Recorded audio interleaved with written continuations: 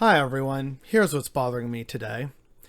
So, I've been seeing a lot of, you know, completely understandable celebration at the sadness and patheticness of Donald Trump and the craziness that was his Georgia rally. And so, when I logged on today onto Twitter, I see that MAGA is canceled is trending. But here's the thing. MAGA is not going away anytime soon.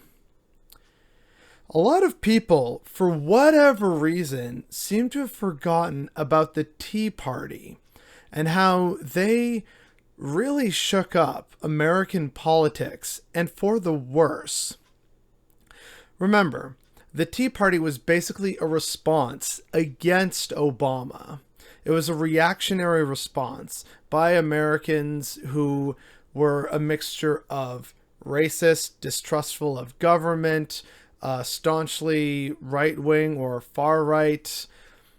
And so what they ended up doing was they created a space for themselves within the Republican Party, and then they began to push for a lot more, I guess you could call it, obstinance and stubbornness and bullheadedness from the Republicans. Just a complete lack of desire to work with the other party, even if it was duly elected.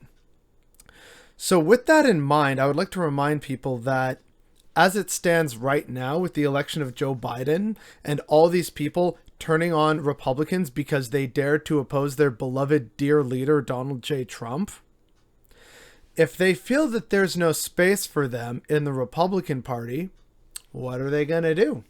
They're still going to vote, probably. So either we see a renewed version of the Tea Party, and either they make a space for themselves with a vengeance in the Republican Party in 2022, or they decide that, you know what, the Republicans are bad and they need a new true American party for real patriots and those who want to drain the swamp and know what needs to be done to get the corruption out of Washington. This is, sure, it's fun to point and laugh and take joy in it, but I would also caution people against celebrating everything right now as a fait accompli. This is not done, and it's not going to be done for a while. It's probably going to be years, if that, depending how things go. So with this idea in mind of these people who have felt spurned by Republicans who have shown disloyalty to President Trump, these people are still out there in the millions. They're still pissed off, and they're still going to want to see their guy or someone who supports their guy get in.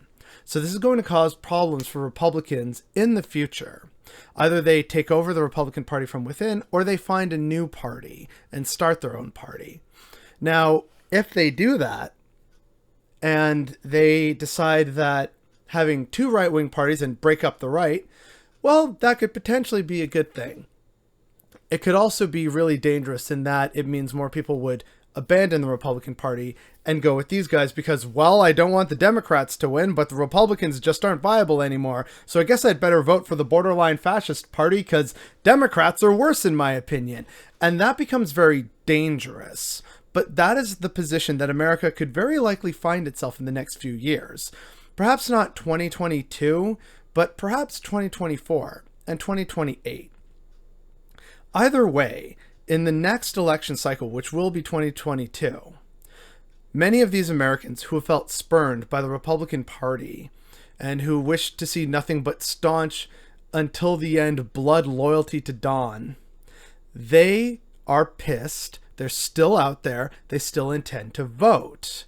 So they're probably going to vote for people who Trump, whether he's president or not, will say, yeah, these are good people you should vote for. Which means if Trump then decides to, get together a bunch of sycophants and, I don't know, perhaps his kids run in a variety of districts, People like Don Jr. and Eric and Ivanka.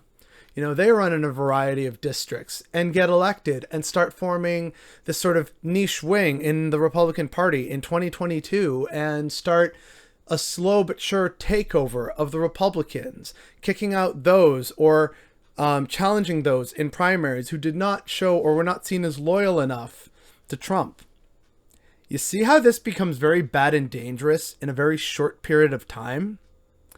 This bothers me, and it should bother you too, but no one seems to be considering this. We're all too kind of preoccupied, just saying, we get to laugh at MAGA now you know how it feels. And okay, I get that, I really do, but at the same time, the danger is not gone. And I wish people would stop and think about various ways in which these people have been known to operate in the past and what that means for the future. But no one seems to be thinking about that these days, and that deeply, deeply bothers me.